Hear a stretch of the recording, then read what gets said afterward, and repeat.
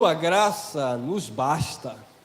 E o Evangelho de Cristo, ele promove esse descanso nos nossos corações. Uma breve reflexão, Romanos capítulo 1, versículo 16.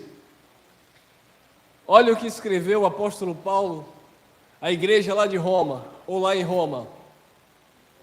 Porque não me envergonho do Evangelho de Cristo. Evangelho de quem? Cristo. Desse Evangelho, Paulo disse, falo eu e confessamos nós. Não nos envergonhamos. Eu me envergonho destas palavras que são ministradas aí em nome de Deus, roubando e destruindo vidas, escravizando pessoas.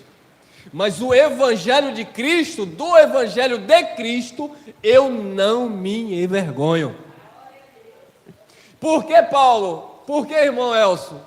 Pois é o poder de Deus para a salvação de todo aquele que aceita Jesus, de todo aquele que crê.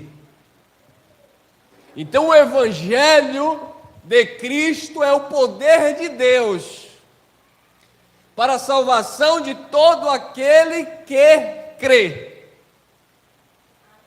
Este é o Evangelho de Cristo atuando nas nossas vidas. Então, o que é o poder de Deus? O Evangelho. Mas a religião nos ensinou que poder de Deus é marchar no Espírito, Espírito, é cair no manto, é ser arrebatado, é perder o sentido, é bater a cabeça, é pular, é quicar, é virar. Eles chamam isso de poder de Deus. Porque se não houver um movimento onde as pessoas entram em êxtase, onde as pessoas chutam as cadeiras, literalmente, porque eu já vi isso, onde as pessoas colocam a mão na cabeça do irmão e empurra e manipula para ver se o irmão vai cair, porque ele quer impressionar a igreja, ele quer fazer com que as pessoas olhem para ele e dizem, olha que irmão poderoso. Aí um dia pagou mico, porque foi fazer comigo. Eu não vou ser manipulado. E coloca a mão e sopra e vai. O irmão Elcio está ali firme e forte na rocha. E ele vai, empurra e cai. E eu estou ali firme. Quando eu percebi que ele queria me empurrar, eu abri um pouco a perna para ele não me derrubar. Quando ele suou um bocado e não conseguiu me derrubar, ele chegou no meu ouvido e disse, dê lugar, varão. Dá lugar, varão, por quê? Dê lugar, varão? Eu não dei lugar, eu não caí. Cristo nos colocou de pé, você vai cair. Não, porque não tem porquê, amado. O poder de Deus não é blá blá blá, não é oba oba. O poder de Deus é o Evangelho.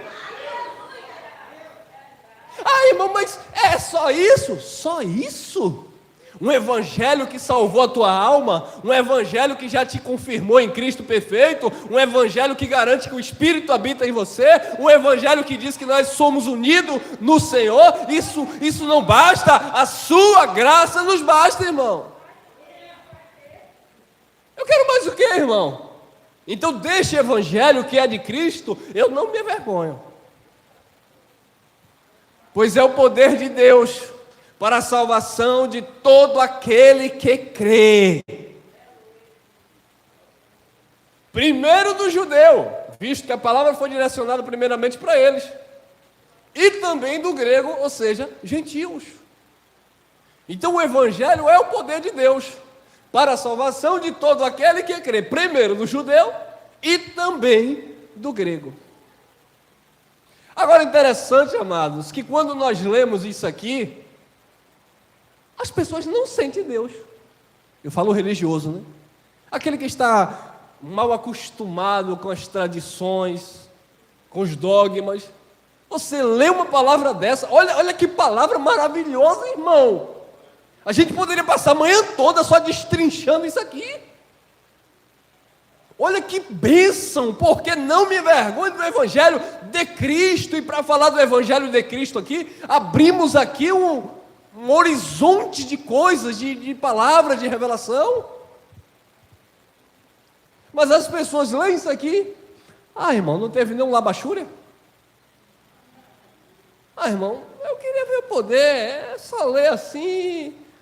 Ainda vão olhar para mim, para você e dizer, irmão, só ler, a letra mata.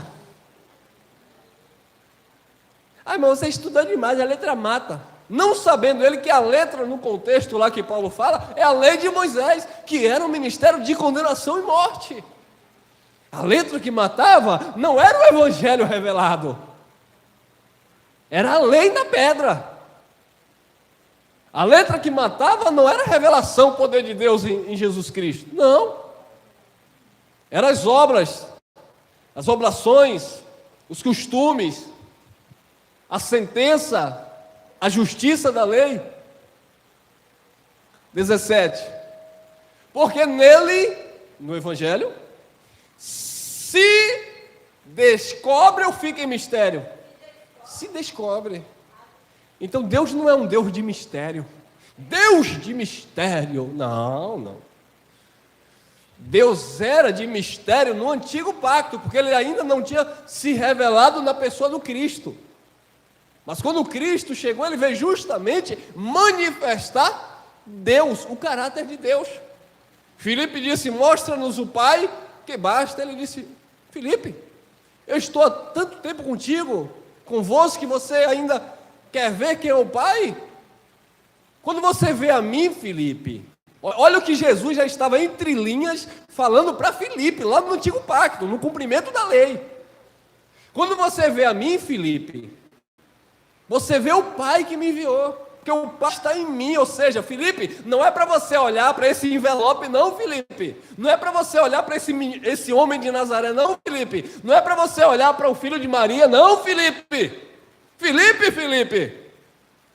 Mas Filipe estava ainda com os olhos carnais. Jesus, o Jesus de Nazaré, nos mostra aí o Pai.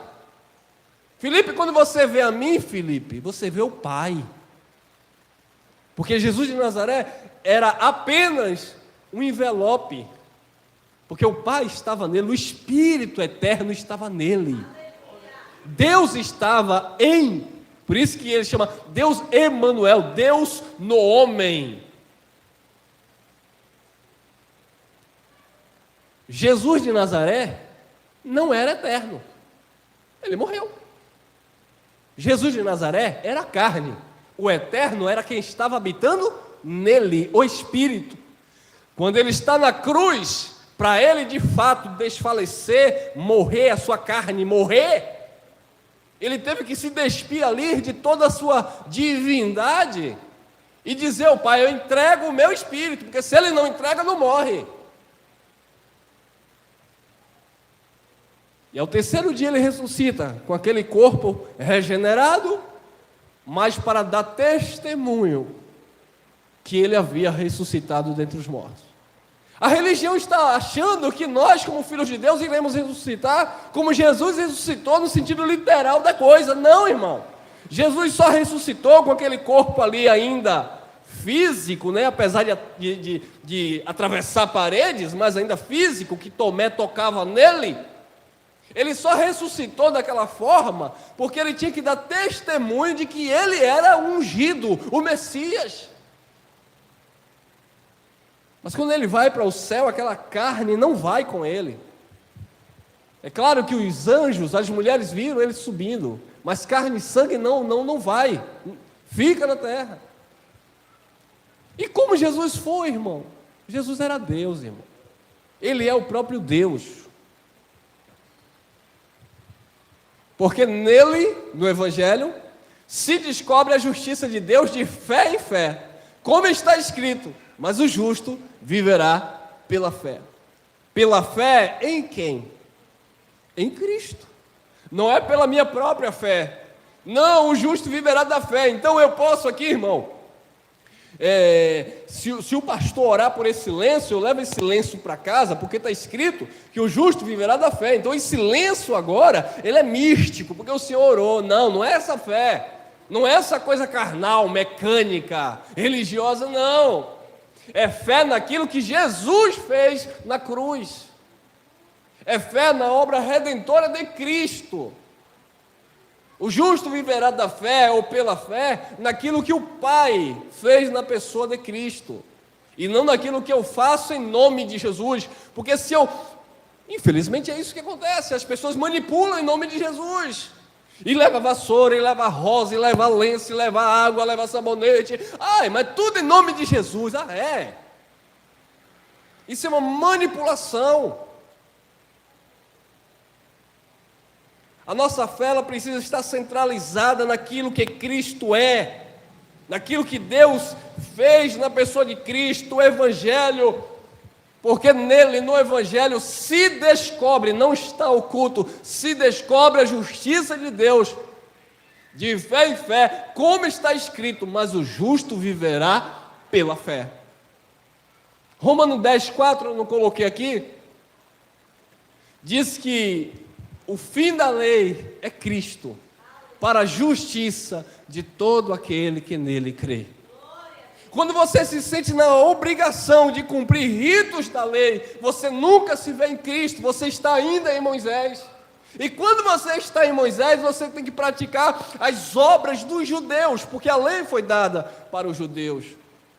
Então você nunca vai se ver, de fato, transformado e regenerado em Cristo. Porque quando você olhar para as Escrituras, e é isso que acontece, porque as pessoas abrem a Bíblia e pregam a Bíblia como um todo e mandam você praticar. Isso é farisaísmo, irmão. Eles mandam, mas eles não praticam. Porque a lei não vigora mais. E quando eu digo a lei, eu não estou falando a lei do Espírito em Cristo. Eu estou falando a lei das cerimônias, os mandamentos, as oblações. Quando eu pego alguém e digo, você tem que jejuar, você tem que dar dízimo. Quando eu pego alguém e digo, você tem que sacrificar, essas pessoas não descobriram ainda a justiça que há em Jesus Cristo. Essas pessoas estão ignorando o Calvário. Quando eu digo, você tem que ir para o monte buscar o Espírito Santo, essas pessoas não descobriram ainda, porque o Evangelho revelou que o Espírito habita em você. Quando as pessoas se utilizam da palavra e dizem, vocês precisam ir para a casa de Deus, é porque essas pessoas não conheceram ainda. E nesse novo pacto, nós somos a casa que Deus escolheu habitar. Amém? Com essa mente transformada agora, vamos louvar ao Senhor. Mas louvar com entendimento, com sabedoria, sabendo que você é a casa e a morada do Espírito de Deus.